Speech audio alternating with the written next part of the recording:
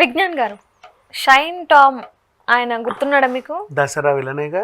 ఆయన ఆయన బేసిక్ గానే కొంచెం డిఫరెంట్ గా బిహేవ్ చేస్తూ ఉంటాడు. ఏమైనా ఫంక్షన్స్ అయినా ఆయన మీద చాలా మంది కంప్లైంట్స్ కూడా ఇచ్చారు. కానీ నిన్నటికి నిన్న ఆయన ఏదో డ్రగ్స్ తాలూకా దందా రిలేటెడ్ దాంట్లో ఏదో దొరికిపోయాడంట. అది ఎంతవరకు నిజం? ఏమో నాకు ఎప్పుడు అట్లా కనపట్లా. అతన్ని సెంట్రిక్ సినిమా వచ్చింది ఇప్పుడు, మన రావు రమేష్ని పెట్టి మారుతిన సుబ్రహ్మణ్యం లాగా. ఈయన వైరల్ అనుకుంటా సినిమా పేరు ఏంటో. ఈయన హీరో. ఓకే. ఈయన బేజన్ సినిమా కూడా వచ్చింది. షార్ట్ టైంలో వచ్చి భలే ఫేమస్ అయ్యాడే అనుకున్నాం చాలా మంది. వైరల్ అంటే నాకు తెలుసు, చూసా నేను. వైరలో కాదో మరి, బట్ ఈయన హీరో దాంట్లో.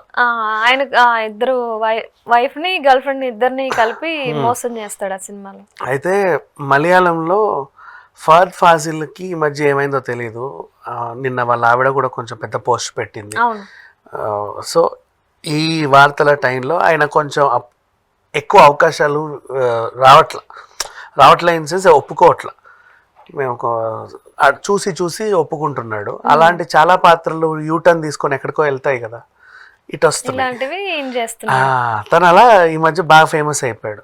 మనకు కూడా అప్పట్లో శ్రీహరి, ప్రకాష్ రాజ్, ఈయనకు రాని క్యారెక్టర్ ఆయనకి, వాళ్ళిద్దరు చేయకపోతే సోను సూదికి ఇట్లా వెళ్ళేవి కదా. అట్లా తనకి ఈ మధ్య ఎక్కువ క్యారెక్టర్స్ వస్తున్నాయి. అండ్ మనకు ఓటీటీ ప్రభావం వల్ల ఈ మలయాళంలో ఏదొచ్చినా ఈ మధ్య మన వాళ్ళు చూడడం మొదలు పెట్టారు. సో మన వాళ్ళకి కూడా బాగా దగ్గర అయ్యాడు. ఈయన ఆయన కదా, దేవరలో ఉన్నాడు కదా, అందులో ఉన్నాడు కదా, దసరా విలన్ కదా అని.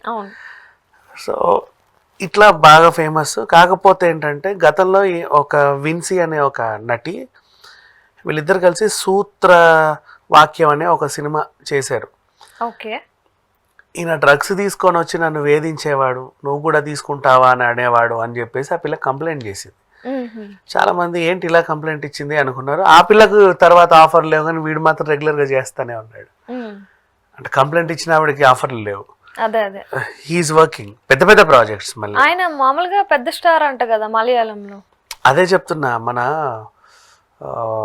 బేసిక్ గా ఫహద్ ఫాజిల్ కి ఉండే ఆ క్రేజ్. కొన్ని స్క్రిప్ట్స్ తను ఒప్పుకోకపోవడం వల్ల యూటర్న్ తీసుకొని ఇటు వెళ్ళిపోయాయి, ఆయన కోసం ఆగలేక. అట్లా తను లైమ్ లైట్ లోకి వచ్చాడు. సరే వచ్చాడు, బాగానే ఉంది, ఎవరి పని వాళ్ళు చేసుకుంటున్నారు, అంతలో గొడవ లేదు అనుకుంటే షూటింగ్ లొకేషన్స్లో కూడా డ్రగ్స్ తీసుకునేవాడు అని ఒక కంప్లైంట్ అయితే ఉండింది. వాళ్ళు వీళ్ళు మాట్లాడుకునేవాళ్ళు. అండ్ ఒక నటి కూడా కంప్లైంట్ ఇచ్చేసరికి నిజమేనేమో అనుకున్నారు. రీసెంట్గా ఏం జరిగిందంటే కొచ్చిలోని ఒక హోటల్, కొచ్చిన్ నాకు కొచ్చిన్ గుర్తొచ్చినప్పుడల్లా బాగుంటుంది. ఎయిర్పోర్ట్ బాగుంటుంది తెలుసా, శబరిమల టెంపుల్కి వెళ్ళినట్టు ఉంటుంది ఎయిర్పోర్ట్. ఏమో అలా కట్టారు, బాగా కట్టారు. సో కొచ్చి దగ్గర ఒక మంచి హోటల్లో ఈయనకి బస ఏర్పాటు చేస్తే అందులో ఆయన కూర్చొని ఇక రెగ్యులర్గా ఈ తీసుకునేవన్నీ ఆ ముక్కులో పీల్చుకున్నాడు, సూదులు వేసుకోవడమో ఏంటో మరి యథేచ్ఛగా తీసుకుంటా ఉంటే తనకు అక్కడ డ్రగ్స్ వెళ్తున్నాయని ఎవరో కంప్లైంట్ చేశారు. హోటల్ సిబ్బంది కూడా చేస్తారు ఎందుకంటే వాళ్ళకు కూడా చెడ్డ పేరే కదా. ఇప్పుడు 5 స్టార్ హోటల్స్లో నువ్వు అడ్డమైన పనులన్నీ చేస్తుంటే ఎక్స్క్యూజ్ మీ సార్ అని వచ్చే వాళ్ళు ఉంటారా, రూమ్ బాయ్స్ కానీ వాళ్ళు వీళ్ళు దే విల్ టెల్. ఈజీగా తెలిసిపోతుంది. అంతెందుకు నువ్వు క్లీన్ చేయండి అని తాళాలు ఇచ్చిపోతావా, నీ పుట్టుపురోత్తరాలన్నీ చూస్తారు వాళ్ళు. అది అంటే చెడుకని కాదు, మంచికే. నువ్వెవరో వాళ్ళకి తెలియాలి కదా. బికాజ్ 2 రోజులు ఉండిపోతావు, తర్వాత నీ వల్ల నువ్వు ఉగ్రవాదివో తెలియదు, తీవ్రవాదివో తెలియదు, నీకు అకామిడేషన్ ఇచ్చింది మా హోటల్ కదా, సీజ్ అవుతుంది. అందుకని చెప్పేసి వాళ్ళు చూసి ఏదో తేడాగా కనబడితే పోలీసులకు కంప్లైంట్ ఇచ్చారు. ఆయన వచ్చినప్పుడు చెప్పండి అని వాళ్ళు కూడా అన్నారు. సార్ ఇప్పుడే వచ్చారు సార్, పైకి వెళ్ళాడు. ఓకే మేము వస్తున్నాం. పోలీసులు వస్తున్నారు అని తెలుసుకొని తనేం చేశాడు, హోటల్లోని 3rd ఫ్లోర్ నుంచి 2nd ఫ్లోర్లోకి దూకి మెట్ల మార్గాన్ని వెళ్ళిపోయాడు. తప్పించేసుకున్నాడు. అయితే రీజన్ ఏంటంటే ఇప్పుడు వీళ్ళు ఒక్కరే ఉండరు హోటల్లో, తనతో పాటు ఒక స్టాఫ్ వస్తారు కదా, ఎటు వెళ్ళినా కూడా నలుగురు. సార్ రూమ్ బయట ఒకడు ఉంటాడు, అంటే తలుపులు కొట్టొద్దు అని ఆ పక్కన ఉంటారు. ఇట్లా తెలుసుకుంటారు. కింద రిసెప్షన్లో కూడా అలా కూర్చొని ఉంటారు, సార్ ఎప్పుడు వస్తే అప్పుడు వెళ్దామని. పోలీసులు వచ్చారు ఏదో తెలుసుకొని వెంటనే కాల్ చేసి సార్ ఇట్లా ఏదో దొరికిపోయారు అని ఇన్ఫర్మేషన్ ఇవ్వగానే వాడికి ఎట్టి తప్పించుకోవాలో తెలియక ఆ కిటికీ తెరిచాడు. అండ్ హోటల్ కిటికీలు ఎలా ఉంటాయి తెలుసా, యాక్చువల్గా మనం ఇంట్లో అన్నా దొంగలు పడతారేమన్న భయంతో మంచిగా గ్రిల్ వేసుకుంటాం, కానీ హోటల్స్ రెండో నువ్వు ఇట్లా తీస్తే నువ్వు దూకొచ్చు కూడా కావాలంటే అవతల వైపు, అలా ఉంటుంది. అట్లా బయటకు వచ్చి ఆ బాల్కనీ నుంచి కింద బాల్కనీలోకి దూకి అట్లా మనం వాడిగా హోటల్ బాగా కలిసి వచ్చింది. ఇంకా చెప్పాలంటే సీరియస్లీ అన్ని హోటల్స్ లో ఈ ఫెసిలిటీలు ఉండవు. అంటే ఇప్పుడు ఆయన తప్పు చేయలేదు అంటే అక్కడ ఉండేవాడేమో కదా. 100% ఉండేవాడు. ఆయన అంటే నిజంగా తప్పు చేస్తున్నట్లే. తప్పు చేశాడు కాబట్టే తెలిసింది. నువ్వు ఏంటి అంటే మన కొంపకి ఎవడు వస్తాడులే, మన హోటల్కి ఎవడు వస్తాడులే అన్న ఇది ఉంటుంది చాలా మందికి. బట్ వస్తారు. ఎవరు వస్తారు? హౌస్ కీపింగ్ వాళ్ళు వస్తారు. నువ్వు ఏ హోటల్లో ఉన్నా ఖచ్చితంగా వాళ్ళు క్లీన్ చేయించుకోవాలి. వాళ్ళు వస్తారు. వాళ్ళు అన్ని సామాన్లు సదిరేటప్పుడు ఏ మాత్రం తేడా కొట్టినా ఇంజక్షన్లు ఉండడమో లేకపోతే ఇక ఈ ముక్కు పీల్చుకున్న తర్వాత నువ్వు ఆ పొట్లం ఏం చేస్తావు? డస్ట్బిన్లు వేస్తావు. వాళ్ళు చూస్తారు ఇది ఎందుకు ఉంది అంటే వీడు ఏదో పీల్చుకున్నాడనేగా అర్థం. అలా అర్థమైపోతుంది వాళ్ళకి. నువ్వు డ్రగ్ జేబులోకి పెట్టుకొని బయటికి తీసుకెళ్ళినా కూడా నువ్వు దాన్ని తీసుకోవడానికి ఉపయోగించే వస్తువులు ఉంటాయి కదా డస్ట్బిన్లో, వాటి వల్ల దొరికిపోతారు. అప్పుడు వాళ్ళు మేనేజర్కి కంప్లైంట్ ఇస్తారు.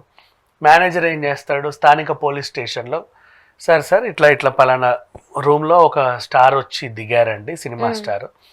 కాకపోతే మాకేదో కొంచెం తేడాగా కొన్ని వస్తువులు కనిపించాయి, మా రూమ్ క్లీనర్ చెప్పాడు, మా బెల్ బాయ్ చెప్పాడు అని ఏదో చెప్పుకుంటారు. సరే ఈసారి మళ్ళీ వాడు వస్తాడు కదా, వచ్చి రూమ్లో ఉన్నప్పుడు మాకు చెప్పండి, మేము వచ్చి రెడ్ హ్యాండెడ్ పట్టుకుంటాం. అట్లీస్ట్ కనీసం డ్రైవ్ అన్న చేస్తాం కదా. లోపలికి వచ్చి సారీ అండి మీరని తెలియదు, బట్ ఏదో మీ హోటల్లో ఎవరో తీవ్రవాదో దిగారని మాకు సమాచారం వచ్చింది, మీ సేఫ్టీ కోసమే వచ్చామని అలా ఎత్తుకు కూడా పోతారు చూడాలనుకుంటే.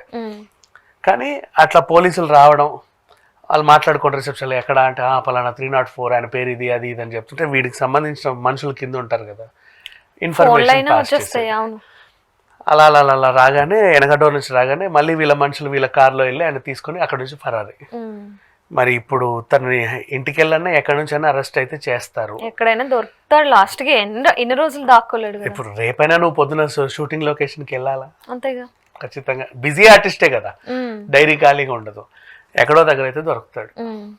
అండ్ ఇప్పుడు ఇంకొకటి, నువ్వు రేపు షూటింగ్ లొకేషన్కి వెళ్ళకపోతే మీద మళ్ళీ ఇంకో కేసు అవుతుంది, ఆ నిర్మాత పెడతాడు. అవును, ఎందుకంటే ఆల్రెడీ పేమెంట్ ఇచ్చి మీకు డబ్బు అడ్వాన్స్ ఇచ్చాము, నిన్ను నమ్ముకొని ఇంతమంది వేసుకున్నాము, పెద్ద కాంబినేషన్, ఈ రోజు నాకు ఖర్చే 2 కోట్లు, నీ వల్ల ఇదంతా ఆగిపోయిందని వాళ్ళు కూడా వేస్తారు. అది కూడా ఉంటుంది మళ్ళీ ప్రమాదమే.